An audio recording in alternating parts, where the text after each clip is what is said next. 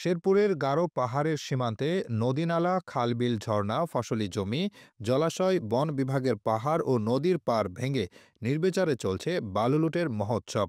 ফলে গারো পাহাড়ের সৌন্দর্য ও প্রাকৃতিক ভারসাম্য হারিয়ে জীববৈচিত্র্য হুমকির সম্মুখীন হয়ে পড়েছে। জানা গেছে, ভারতের মেঘালয় রাজ্যের সীমান্ত ঘেঁষে অবস্থিত গারো পাহাড়ের পাদদেশে সৌন্দর্যের লীলাভূমি, প্রাকৃতিক খনিজ ও বনজ সম্পদে ভরপুর শেরপুরের গারো পাহাড়।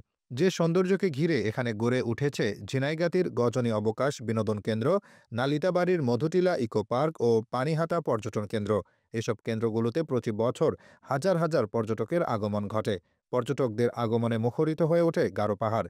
সৌন্দর্য উপভোগ করতেই দর্শনার্থীদের এই আগমন। এসব কেন্দ্রগুলো থেকে সরকারের ঘরে আসে কোটি কোটি টাকার রাজস্ব। কিন্তু এসব পর্যটন কেন্দ্রগুলোর আশেপাশের এলাকায় স্থানীয় বালুদস্যুরা ভোগাই, চেল্লাখালী, মহারশী ও সোমেশ্বরী, কর্ণঝোড়া ও কালঘোষা নদীসহ বিভিন্ন স্থানে শত শত ড্রেজার মেশিন বসিয়ে পরিবেশের ভারসাম্যের ক্ষতি সাধন করে অবাধে বালু লুটপাট করে আসছে। এতে সৌন্দর্য হারাচ্ছে পর্যটন কেন্দ্রগুলো। এতে প্রাকৃতিক সৌন্দর্য ও জীববৈচিত্র্য হুমকির মুখে। এসব বালু লুটপাটের বিষয়টি এখন সামাজিক যোগাযোগ মাধ্যমেও ভাইরাল।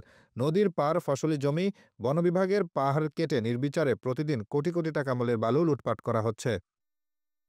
উত্তোলনকৃত বালু দেশের বিভিন্ন স্থানে বিক্রি করা হচ্ছে। বালুর দাম বৃদ্ধি পাওয়ায় হাজার হাজার মানুষ এখন বালু লুটপাটের সাথে জড়িত। বালু ব্যবসায়ীদের সাথে কথা বলে জানা গেছে, প্রতি ট্রাক বালু ৪০ থেকে সর্বোচ্চ ৬০,০০০ টাকায় বিক্রি করা হচ্ছে। গত বছর যে বালু বিক্রি করা হয়েছে ১০ থেকে ১২,০০০ টাকায়, বর্তমানে বিক্রি করা হচ্ছে ৬০,০০০ টাকায়। বালুর দাম বৃদ্ধির কারণ হিসেবে জানা গেছে, মামলা সংক্রান্ত জটিলতায় নেত্রকোনার দুর্গাপুরের সোমেশ্বরী নদীর বালু উত্তোলন বন্ধ থাকায় শেরপুরের গারো পাহাড়ের বালুর চাহিদা বৃদ্ধি পায়।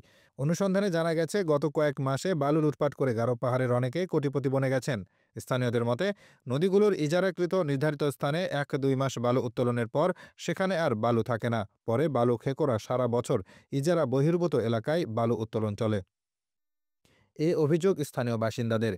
অভিযোগ রয়েছে, বালুখেকোর দল সময়ের ব্যবধানে রাজনৈতিক পরিচয়, কখনো গায়ের জোরে দীর্ঘদিন ধরে দিনে রাতে প্রতিদিন কোটি কোটি টাকা মূল্যের বালু লুটপাট করে আসছে। সরেজমিনে অনুসন্ধানে গিয়ে প্রত্যক্ষ করা গেছে, বর্তমানে নাকুগাঁও স্থলবন্দর থেকে শুরু করে কর্ণঝোড়া পর্যন্ত ৪০ কিলোমিটার এলাকায় ও শেরপুর সদর, ঝিনাইগাতী, শ্রীবর্দী ও নালিতাবাড়ী সদর সহ বিভিন্ন হাটবাজার, গ্রামে-গঞ্জে, পাড়া মহল্লায়, রাস্তার মোড়ে মোড়ে, বাড়ি বাড়ি ও প্রশাসনের বিভিন্ন দপ্তরের সামনে বসানো হয়েছে অবৈধ বালুর হাট। এসব স্থান থেকে প্রকাশ্যে বাধাহীনভাবে বিক্রি হচ্ছে বালু। অভিযোগ রয়েছে, বালুদস্যুরা প্রভাবশালী হওয়ায় বালু লুটপাটের বিরুদ্ধে কেউ মুখ খুলতে বা প্রতিবাদ করতে সাহস পান না। আবার কেউ প্রতিবাদ করলে তাদের উপর নেমে আসে বালুদস্যুদের কালো থাবা। প্রশাসনের পক্ষ থেকে বালু লুটপাট প্রতিরোধে অভিযান করতে গিয়েও হিমশিম খেতে হচ্ছে প্রশাসনকে।